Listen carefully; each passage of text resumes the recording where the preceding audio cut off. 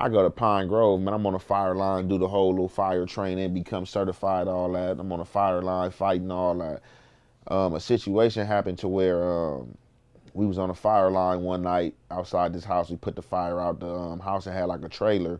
So the fire line, we ramshacked the trailer. Inside the trailer, they got like a gang of Playboy magazines and DVDs. So this like fiend for dudes in jail. They man, these like brand new magazines, all the little DVDs, all that. We take all that. So we get back to the fire camp, the dudes who's not on the line, like the cooks, the dudes who keep the camp maintenance that stay there, and just like regular orderlies around the fire camp, we selling the books and DVDs to them, $100 a pop. They going. The homie end up letting the Norteño use one of the magazines. The Norteño already knowing in his mind that he didn't want to be at fire camp no more and he was gonna roll it up, asked the homie to borrow a magazine and then packed the magazine in his property and got on. So the homies is mad. So the homies go to the Norteños, tell the Norteños like, hey, your boy bought it up, rolled it up with our magazine. Y'all gonna have to pay for that. Or like, bro, it's gonna be like some problems. That was some bullshit. So the Norteño was like, oh no, man, yeah, man, he did do some bullshit. Don't worry about it. We gonna take care of it. So the Norteños go back to their shot caller. He was like an older dude, like 23. You know what I'm saying? That was at the fire camp. Like, hey, look, it's a situation. Boy got on with their stuff. They want some compensation for it. Blah, blah, blah. So the order Norteño like, man, we ain't paying nothing. Damn. So then when they come back, like, hey, man, our older homie said we can't pay nothing. Okay, from there, like, the homies went in whoop ass mode. A few dudes got knotted up, a few Norteños got knotted up. So when like dudes started, calling them out and knotting dudes up,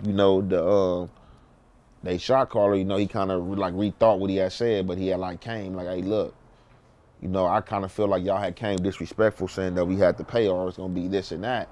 You feel me? Like that wasn't the right way to come. We understand that was one of our men, but like, look, I just don't feel the need that we have to pay for, what he did. But like, look, so we can stop all the confusion and fighting and stuff like that. Like, look, man, we just gonna pay half of his tab. You feel me? I think that's fair.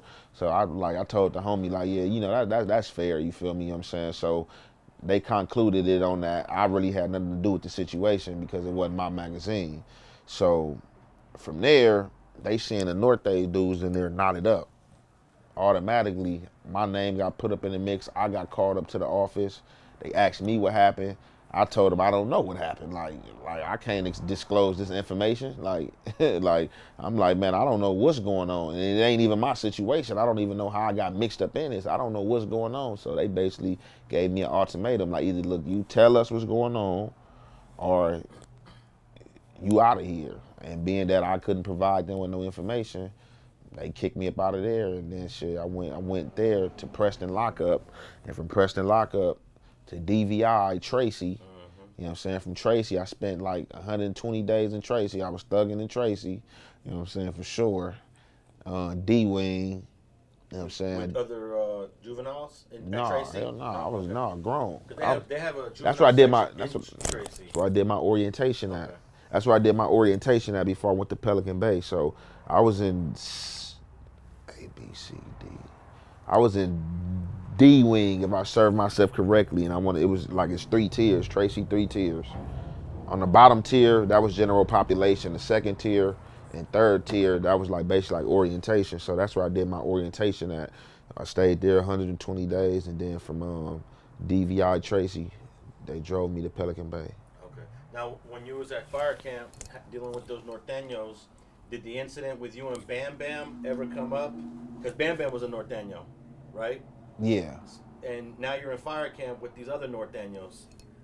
Were they got wind of what you did to one of their homeboys? That man, people still talk about that to this day. Like, I be hearing dudes who came like way years after me talk about that situation and people I ran into. That was widely known, like out through YA, what happened. Like, did I have any other problems with any Northerners behind that? Did any other Northerners try to fight me behind that? Like, nah, that was just like concluded with me and him because it didn't even have to go that far. It should have stayed with BD and the younger dudes, you feel me? And it shouldn't even went with me and him, but being that he called BD out, that made me have to like, hey, nah, I'm gonna take that. So did he eventually recover? I guess they took him there. So he recovered. So basically, he went to the hospital. He was in the hospital for like 4 or 5 months. And then, cause I fractured the skull, the doctors were saying like they don't even like for real, like basically they don't even know how he didn't die. So I fractured the skull, and like they was basically telling him like any head trauma or anything happen, like beyond that, like if he get hit in the head, anything else, that was like it's basically like lights out for him. You know what I'm saying? So basically, he was like wrapped up on the compound. They had like a little like a gang of bandages and gauze around his head and stuff like that. And he was cool. He came back to my unit, and like when he came back to my unit, I was more scared than anything. I wasn't like on no tough shit. Like yeah, I did that. I was more trying to like, man, I hope he don't try to put me in a catch-22 to where I gotta. Cause I'm not about to fight him this time, you know what I'm saying? So I was like more like, damn, is he gonna try to attack me? Like how he feeling? And like for me, it was more like, damn, I wonder how he feeling, cause I know how I be feeling like if I'm around some dude who damn near killed me. So it's like more for me. I was like on the defense, like man, like watching him, and it was funny. One day I was in man, this is look. I'm in the laundry room and I'm playing like Fight Night or Ready to Rumble or something. I'm playing the boxing game. So I'm playing the boxing game, you feel me? And boom, I'm on there, you know what I'm saying, whooping the computer.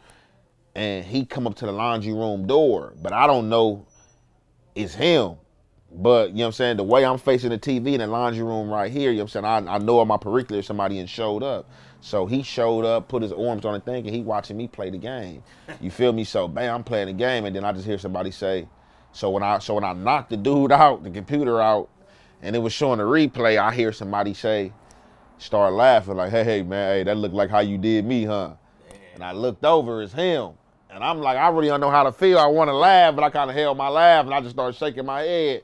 And I'm like, man, what's up? He like, oh man, no, you know what's up, bro? Woo, woo. You know what I'm saying? And he was like, extended his hand, and, you know, I shook his hand, and he was like, man, what's up? You know, can I play? Woo. And then, you know, I plugged the other controller up, and I let him play at the little door and shit. And like, shit, we was cool. We never furthermore had no problems after that until I left the fire camp.